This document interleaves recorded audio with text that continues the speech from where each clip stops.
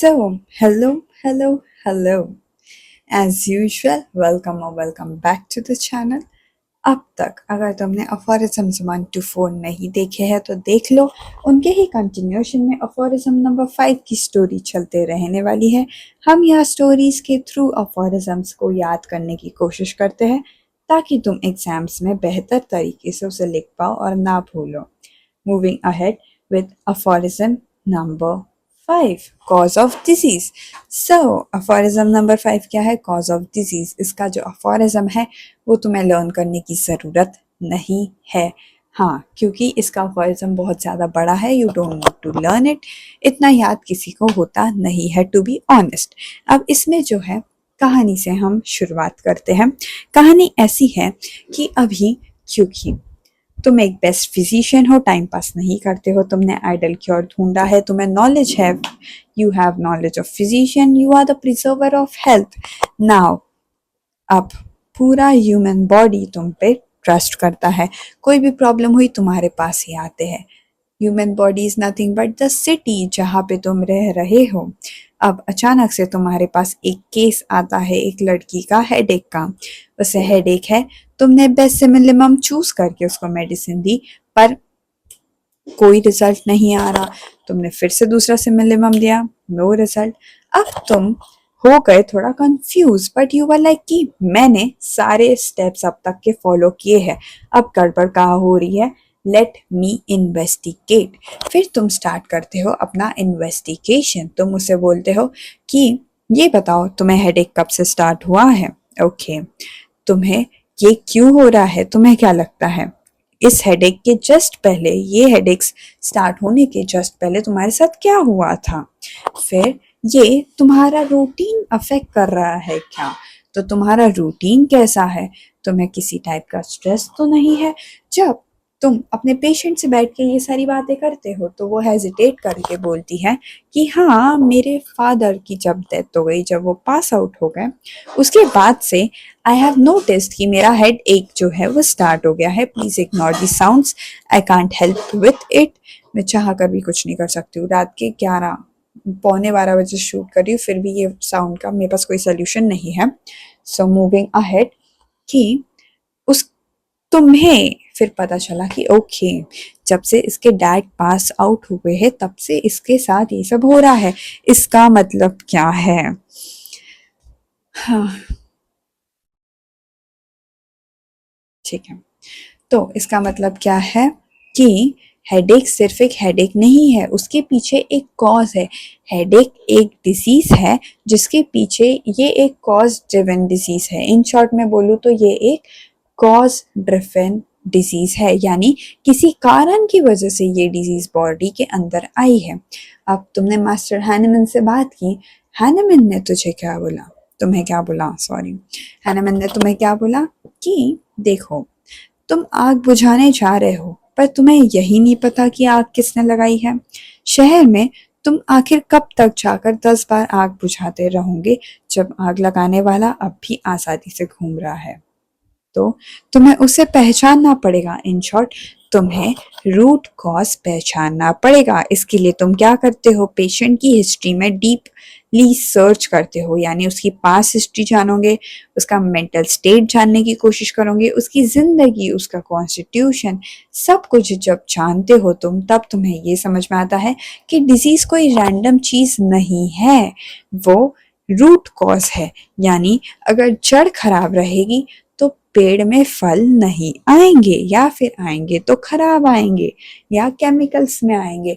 जड़ को जो नरिशमेंट मिलता है, जो वैसा होता है, उसी तरीके से जो है तुम्हारे पेड़ की टहनी, फूल और फ्रूट्स, वो सब उस तरीके से रहते हैं।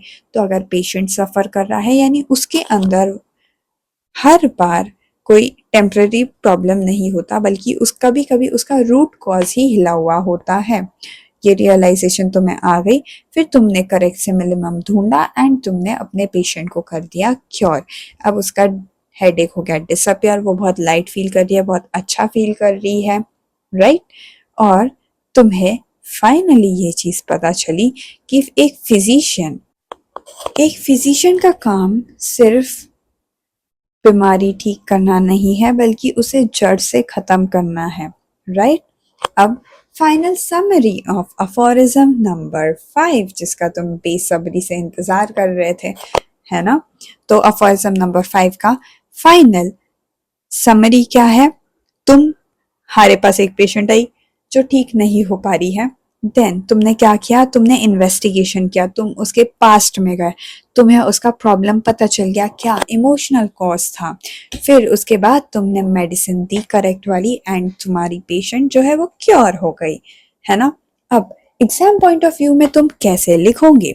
तुम सीधा स्टार्ट करोगे, एक्सप्लेन करोगे सबसे पहले कि कॉज ऑफ डिजीज जो है वो हमेशा ऐसा नहीं होता है। कैसा?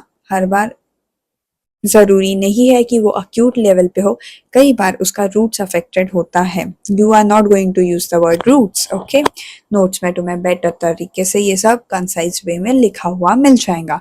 फिर तुम लिखोगे 3 cause, exciting, maintaining, fundamental cause.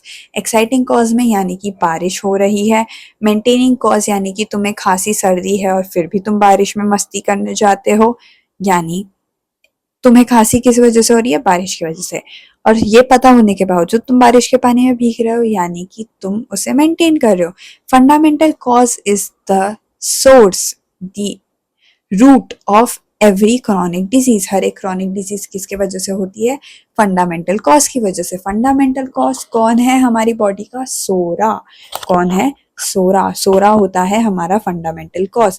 Fundamental cause को हम आगे जाके 3 हिस्सों में डिवाइड करते हैं, अक्यूट, हाफ अक्यूट और क्रॉनिक। ऐसे 3 मायासम्स में हम उसे डिवाइड करते हैं। किसमें? Acute, half acute and chronic. Acute miasms में क्या होगा? तो अक्यूट मायाजम जो है स्पेसिफिक भी हो सकता है, नॉन स्पेसिफिक भी हो सकता है, या हाफ स्पिरिचुअल भी हो सकता है, ठीक है। क्रॉनिक मायाजम जो है वो सिंपल, सोरा, सिफिलिस, साइकोसिस, तीनों में से एक या तीनों, हाँ तीनों में से एक मिलकर क्रॉनिक डिजीज को जन्म देती है, या फिर क्रॉनिक डिजीज कॉम्प्लेक्स भी हो सकती है, सोरा साइकोसिस या साइकोसिफिलिस या सोरा सिफिलिस, या फिर मिक्स्ड, किसी भी 2 मायाजम या 2 से ज्यादा। इन शॉर्ट अगर कॉम्प्लेक्स क्रॉनिक मायाजम रहा तो कौन है? मिक्स्ड मायाजम्स की वजह से होने वाले इश्यूज बॉडी में, ठीक है। अब हम इसमें एक और चीज पे ध्यान देंगे कि फंडामेंटल कॉज जो है उसमें अगर हमें किसी चीज को ऑब्जर्व करना है तो हम क्या ऑब्जर्व करेंगे कि वो कितने टाइम से इंसान को तकलीफ हो रही है। जो हेडेक की बात हो रही, कितने टाइम से हो रहा था, फिर ये कब कब तुम्हें लगता है मैं ठीक हो गई हूँ या हो गया हो, कब नहीं आता है, ठीक है। कौन से फेज पे है तुम्हारी disease? Primary, secondary, tertiary, stage 1, stage 2, stage 3, final stage. Cancer के ऊपर से याद रखो, ठीक है। स्टेजेस रहते, कौन से स्टेज पे पहुंच गई है। फिर एक चीज याद रखने की है कि soda is the root cause of chronic diseases. अभी हमें ये समझना पड़ेगा सिग्निफिकेंस क्यों है, ये हमें कॉज ऑफ डिजीज जानना क्यों जरूरी है, क्योंकि कॉज ऑफ डिजीज तब तक नहीं ठीक होता है जब तक हमारे अंदर का माइजम जो है पूरी तरीके से क्योर नहीं हो जाता। अब माइजम्स में भी सोरा इज द मेन पर्सन। ऐसा समझो 3 लोग हैं और सोरा जो है वो हमेशा तंग करते रहता है तुम्हें, तो सोरा इज द मेन रीजन जिसकी वजह से तुम हमेशा परेशान हो रहे हो, यानी तुम्हारे अंदर क्रॉनिक डिजीज मेंटेन है। और सोरा का जब दोस्त साइकोसिस या सिफिलिस आ जाता है तो फिर तुम्हें और ज़्यादा तंग करते हैं, तुम्हें और तकलीफ होती है, तुम्हारी क्रॉनिक डिजीज बढ़ती है, खराब स्टेज पे पहुंच जाती है, जो फिर आगे जाके क्योर नहीं हो पाती, ठीक है, अगर तुमने इग्नोर किए तो। और इसी के साथ हमारा अफोरिज्म नंबर 5 खत्म हो जाता है। तुम्हें नोट्स जो है वो डिस्क्रिप्शन और पिन कमेंट में मिल जाएंगे, लिंक वहां से जाके डाउनलोड कर लो, रेफर करो, कोई भी डाउट हो कमेंट करो, कोई कंस्ट्रक्टिव क्रिटिसिज्म है मुझे बताओ, कौन से टॉपिक पे तुम्हें अगला वीडियो चाहिए ये बताओ। तुम देख रहे हो आर मेडिकोस दुनिया और हम निकले हैं साथ में एक जर्नी पे of becoming an excellent doctor. Till then keep studying and keep doing excellent in your life.